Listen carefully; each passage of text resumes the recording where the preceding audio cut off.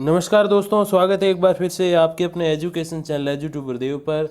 तो दोस्तों, स्कूलों में जो गेस्ट फैकल्टी लगाए जाने हैं विद्या संबल योजना के अंतर्गत, उनकी प्रतीक्षा जो है अब समाप्त होने की ओर है, क्योंकि जो शिक्षा निदेशालय है उसकी ओर से गेस्ट फैकल्टी लगाने के जो आदेश हैं वो जारी हो चुके हैं और विज्ञप्तियां भी आनी आरंभ हो गई है। इस वीडियो में हम लोग बात करेंगे कुछ विज्ञप्तियों के बारे में, और जो कॉलेज लेवल पर जो अपने गेस्ट फैकल्टी या यूँ कहें विद्या संबल योजना के अंतर्गत कार्यरत सहायक आचार्य जो हैं, उनके लिए एक बहुत बड़ी अपडेट, जिससे उनको मैं समझता हूँ कि बहुत सुकून का एहसास होगा, वो भी मैं बताने वाला हूँ। सबसे पहले देखिए, स्कूलों में रिक्त पद भरने की कवायद शुरू। विद्या संबल योजना में गेस्ट फैकल्टी के लिए आवेदन 12 जुलाई तक है।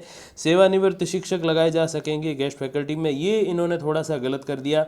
देखिए, सेवानिवृत्त शिक्षक जो है उनकी मिनिमम पेंशन 50,000 के आसपास है, उससे ज़्यादा भी हो सकती है पॉसिबली, अगर कोई ढंग से अच्छी योग्यता के साथ जो है वो अगर अच्छे पद के साथ अगर रिटायर हुआ है तो 50,000 से प्लस है उनकी जो मंथली इनकम है या जो पेंशन है, तो फिर मैं नहीं समझता कि उनको गेस्ट फैकल्टी में बुलाने का कोई मतलब था। लेकिन सरकार है, अब क्या कर सकते हैं। देखिए, जिले के सरकारी स्कूलों, आवासीय विद्यालयों और छात्रावासों तीनों में, देखो छात्रावास और आवासीय विद्यालयों में मैंने आपको पहले भी अपडेट दे दी है। बाड़मेर के 2-3 छात्रावासों की जो विज्ञप्तियां निकली थी वो मैंने आपको बताई थी। इसमें अभी धीरे धीरे जो है वो सरकारी स्कूलों की ओर से जो विज्ञप्ति है वो जो है आनी आरंभ हो गई है, और इस वीडियो में 2 से 3 विज्ञप्ति मैं आपको बताऊंगा भी। अब देखिए क्या है, विभाग द्वारा मुख्यमंत्री द्वारा घोषित विद्या संबल योजना के अंतर्गत जिले के स्कूलों में रिक्त पदों को गेस्ट फैकल्टी से भरने के लिए आवेदन 12 जुलाई तक मांगे गए हैं। रिक्त पदों की जानकारी 8 जुलाई को मुख्य जिला शिक्षा अधिकारी कार्यालय के नोटिस बोर्ड पर जो है चस्पा कर दी जाएगी। मतलब ये है कि जो रिक्त पदों की जानकारी है वो अगले एक दिन में आ जाएगी, और उसके अकॉर्डिंग फिर विज्ञप्तियां भी आ जाएंगी। और 12 जुलाई ये कह रहे हैं, ये थोड़ी सी डेट जो है वो एक्सटेंड हो सकती है।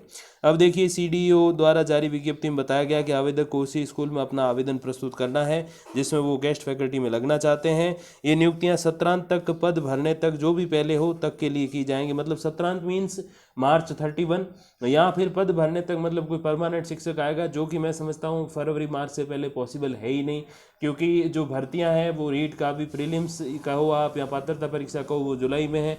फिर मेंस जो है वो है जनवरी में, तो उससे आप आगे 3 से 4 महीने लगा लो तो 17 ऐसे बीत जाएगा। सेकंड ग्रेड की बात करोगे तो दिसंबर से फिर 4 महीने और लगा लो, और फर्स्ट ग्रेड की बात करो तो अक्टूबर से जो मार्च तक का समय वो लगभग 5 महीने का है। हाँ, उसमें एक पॉसिबिलिटी है, अगर सरकार टाइम टू टाइम सारी चीज़ें करे तो फर्स्ट ग्रेड के शिक्षक शायद मार्च में कहीं मिल सकते हैं। वो भी अभी पूरी संभावना नहीं है, क्योंकि बहुत सारी चीज़ें होती हैं, आंसर की, फाइनल आंसर की, फिर उसके अकॉर्डिंग रिजल्ट, फिर डॉक्यूमेंट वेरिफिकेशन उससे पहले होते हैं, फिर ज्वाइनिंग, काउंसलिंग कैंप्स, बहुत सारी चीज़ें हैं, तो समय तो खैर लगेगा। लेकिन पॉसिबल यही है कि 17 तक इनको जो है वो ज्वाइनिंग मिल सकती है। अब देखिए क्या कुछ इनका वेतन रहेगा, मैं पहले बता चुका हूँ, इसमें और भी बता देंगे। अब देखिए, विद्या संबल योजना के तहत सेवानिवृत्त शिक्षक लगाए जा सकेंगे, इसके बारे में ज़्यादा कुछ कहूँगा नहीं, क्योंकि मुझे भी ये सही नहीं लगता सेवानिवृत्तों को लगाना। कोई एक व्यक्ति जो योग्यताधारी है और बेरोजगार बैठा, मैं समझता हूँ उसको अगर नौकरी दी जाए, चाहे टेम्परेरी सही, तो वो बिल्कुल एक सही निर्णय होगा सरकार का। अब किसी पेंशनियर को उठा के, जिसके पास पहले से 50,000 की इनकम है, 20-30,000 उसको और देना, मैं नहीं समझता कि सही है। और अगर वो इतने ही मतलब काम करने की योग्यता वाले होते या अभी एलिजिबल होते, तो जाहिर सी बात है कि वो 60 साल में रिटायर क्यों किए जाते, 65 साल की एज में रिटायर होते। बीच में एक शायद 62 साल में रिटायरमेंट का ऐसा कुछ एक नियम भी था वसुंधरा जी के समय। तो ये कुछ एक चीज़ें हैं जो सरकार को देखनी चाहिए, और जैसे कॉलेज एजुकेशन में से रिटायरमेंट वालों को हटा दिया गया, वैसे वैसे यहाँ से भी हटा देना चाहिए। और जो ऐसे अभ्यर्थी जो बेरोजगार है, जिनके पास फिलहाल गवर्नमेंट सर्विस नहीं है, लेकिन अच्छा उनका ट्रैक रिकॉर्ड है, अच्छी योग्यता है, और योग्यता भी अच्छे अंकों के साथ है, तो मैं समझता हूँ उनको यहाँ पे अवसर देना चाहिए। अब देखिए क्या कुछ प्रति घंटा मानदेय रहेगा। तो थर्ड ग्रेड जो है, चाहे लेवल फर्स्ट चाहे सेकंड, तो 300 रुपये प्रति घंटा उनके है। इस हिसाब से आप सोचोगे कि 9,000 ही होते हैं, लेकिन ऐसा नहीं है। उनके उनको जो है रोज़ कम से कम 2 से 3 क्लासें जो है वो देनी इसमें जो है तय है। शुरुआत में 3-3 देंगे, तो बाद में जाके 2 होंगी, तो मैक्सिमम जो हो सकता है वो 21,000 हो सकते हैं। फिर सेकंड ग्रेड को 350 रुपये पर आवर है, उनके मैक्सिमम 25,000 हो सकते हैं। फर्स्ट ग्रेड के 400 पर आवर है, उनके मैक्सिमम 30,000 इंतजार हो सकते हैं। और पीटीआई या प्रयोगशाला सहायक है तो उनको बिल्कुल थर्ड ग्रेड के समान ही मिलेगा, क्योंकि उनकी जो एक तरीके से जो योग्यताएं वगैरह होती है वो थर्ड ग्रेड के लेवल की ही होती है। अब देखिए दस्तावेज क्या है, तो ये तो पेंशनर के लिए है। और बाकी अगर आप दस्तावेजों की जानकारी चाहते हो विस्तार पूर्वक तो डिस्क्रिप्शन में आपको उन वीडियोज़ का लिंक मिल जाएगा।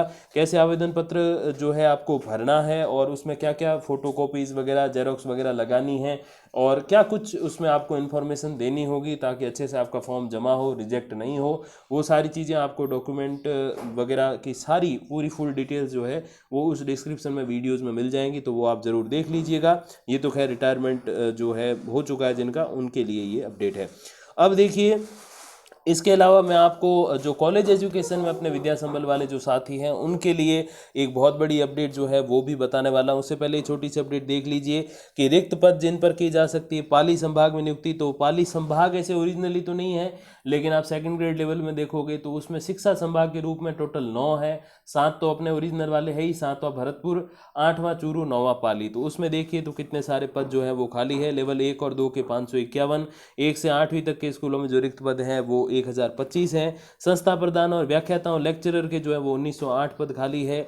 जालोर की बात करें तो 2006 और सिरोही के अंदर 1208 पद जो है वो खाली है।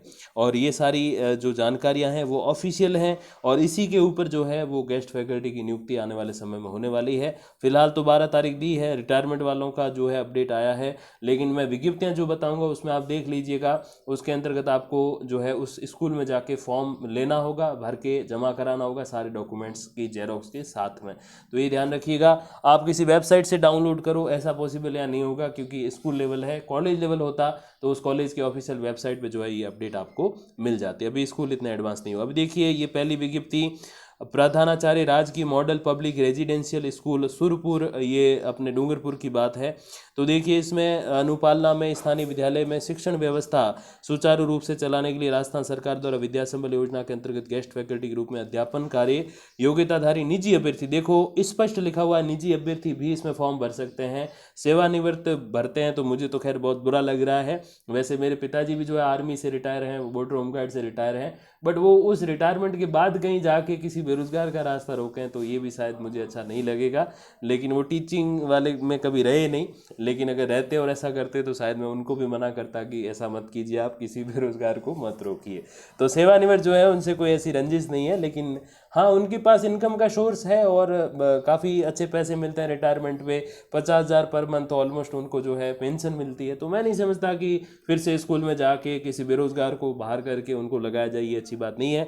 तो निजी अभ्यर्थी भी आवेदन कर सकते हैं, स्पष्टता यहाँ दिया हुआ है। और इसके अंतर्गत 2022-23 से 17 भी चल रहा है। इसमें एक पद है प्राध्यापक यानी कि लेक्चरर का इंग्लिश विषय, तो एमए और बीएड और एक्सपीरियंस थोड़ा सा यहाँ लिख दिया है, लेकिन अगर वो देखेंगे उसमें कि एक्सपीरियंस है तो अच्छी बात, नहीं है तो भी उसमें हो जाएगा, कोई दिक्कत की बात नहीं है। एमए में आपके ऑप्शनल विषय जो है वो इंग्लिश होना चाहिए, बाकी सारी योग्यता आपकी हिंदी वाली भी चल जाएगी, कोई इसमें दिक्कत प्रॉब्लम वाली बात नहीं है। अब देखिए आवेदन की जो अंतिम तिथि है वो 5/7/2022 से 7/7/2022 तक जो है विद्यालय में जमा करा सकते हो। अब 7/7 तो आज हो गई, लेकिन ये विज्ञप्ति जारी करने वाले ही मतलब मैं समझता हूँ कि एक ही दिन का टाइम देते हैं, तो वो मैं समझता हूँ कि सही नहीं है। तो डेट इसमें एक्सटेंड भी हो जाएगी, कोई दिक्कत वाली बात नहीं, आप कल जाके वहाँ पता जरूर कर लीजिएगा। अब देखिए आवेदन का जो चयन है वो न्यूनतम शैक्षणिक योग्यता के प्राप्तांकों के आधार पर चयन समिति द्वारा किया जाएगा। समस्त मामलों में चयन समिति का जो निर्णय है वो अंतिम होगा और रिक्त पद पर नियमित कार्मिक उपलब्ध होने पर इनको हटा दिया जाएगा, ये चीज़ें स्पष्ट है। अब देखिए एक और विज्ञप्ति है, इसमें भी 7/7 इन्होंने लास्ट दी है, बट कई बार एक्सटेंड होती है, मैं आपको फिर बता दूं। इसमें तो केवल 2, 5, 6 और 7 3 दिन ही दिए हैं। अपने कॉलेज लेक्चरशिप की पिछले साल की वीडियोस अगर आप देखोगे तो पता चलेगा, काफ़ी सारी ऐसी विज्ञप्ति थी जिसमें 10 से 15 दिन का टाइम दिया था, फिर भी उन्होंने 5-7 दिन और एक्सटेंड कर दिए थे। तो आप फॉर्म जरूर ये भर दीजिएगा। और देखिए इसमें सेकंड ग्रेड का एक पद है हिंदी का, बीए और बीएड, तो आपके ऑप्शनल में इसमें जो है हिंदी है, तो उसके अकॉर्डिंग आप जो है इसमें फॉर्म भर सकते हो। 5 से 7 वही सेम है। अब देखिए जो कॉलेज लेक्चरर्स हैं या यूँ का असिस्टेंट प्रोफेसर कॉलेज एजुकेशन में, उनके लिए आने वाले समय में क्या कुछ सरकार सोच रही है। अब स्थायी तो देखो होने में समय लगता है, लेकिन उसके अतिरिक्त क्या कुछ अपडेट है वो देखिए आप। 3 सरकारी कॉलेजों में सहायक आचार्यों के पद मंजूर। अब ये अपडेट आपको बड़ी नहीं लगे कि हाँ पद मंजूर होते रहते हैं, कुछ एक पद खत्म होते रहते हैं, लेकिन देखिए सीकर के फतेहपुर में 3 सरकारी कॉलेजेस में स्नातक स्तर पर विद्या संबल योजना के अंतर्गत सहायक आचार्य, प्रयोगशाला सहायक और प्रयोगशाला वाहक के पदों की स्वीकृति मिल चुकी है। नए पदों पर स्वीकृति के साथ ही इन कॉलेजों में विज्ञान और गणित संकाय भी खोले जाएंगे। अब देखिए क्या बोला है, विद्या संबल योजना के अंतर्गत जो है वो पदों की स्वीकृति मिली, मतलब ये है कि इन पदों पर केवल और केवल विद्या संबल योजना वाले ही लगाए जाएंगे, दूसरे लोग लगाए नहीं जाएंगे। मतलब परमानेंट वाले भी इन पदों पर नहीं आ सकते, और पद होंगे उस कॉलेज में डेफिनेटली, लेकिन ये जो पद अभी सर्जित किए गए केवल विद्या संबल योजना के लिए है। तो इससे सरकार का इशारा जो है वो समझा जा सकता है कि सरकार किस ओर सोच रही है अपने फ्यूचर में विद्या संबल योजना को लेकर। क्यों अगर सरकार इन पदों को केवल और केवल पद ही लिखती कि हाँ चलो ये पद हैं सहायक आचार्य के और लैब असिस्टेंट के, तो हाँ समझ सकते थे कि इसमें परमानेंट वाले भी आ सकते हैं और गेस्ट फैकल्टी वाले आ सकते हैं। बट यहाँ स्पष्ट लिखा है कि विद्या संबल योजना के अंतर्गत ये पद सर्जित किए हैं, तो मतलब सरकार इस योजना को खत्म नहीं करने वाली, पहली बात। दूसरी बात यह है कि आने वाले समय में बहुत सारे कॉलेजेस के अंदर पद केवल ऐसे हो सकते हैं जो केवल और केवल विद्या संबल योजना के हो, और दूसरे कुछ पद ऐसे हो सकते हैं जो केवल और केवल स्थायी शिक्षकों के हो। ये व्यवस्था तब तक जारी रह सकती है जब तक लगभग सभी पद नहीं भरे जाएं, तो ये आप ध्यान रखिएगा। तो मैं समझता हूँ बहुत बड़ी अपडेट ये कॉलेज लेवल पे जो अपने साथी लगे हुए हैं विद्वान विद्या संबल योजना के अंतर्गत गेस्ट फैकल्टी, तो उनके लिए ये बहुत बड़ा एक सरकार की ओर से भेंट छोटी सी। हालांकि अभी वापस उनके रीजॉइनिंग के जो ऑर्डर्स निकलेंगे तभी वो असली भेंट होगी, लेकिन एक इशारा आप सरकार की ओर से समझ सकते हो कि वो किस ओर सोच रहे हैं। तो ये कुछ एक अपडेट्स थी अपने गेस्ट फैकल्टी या विद्या संबल योजना को लेकर। बाकी जो भी अपडेट्स आएंगी तो मैं आप तक पहुंचा दूंगा वीडियोज़ या फिर कम्युनिटी पोस्ट के माध्यम से। तब तक के लिए धन्यवाद, नमस्कार।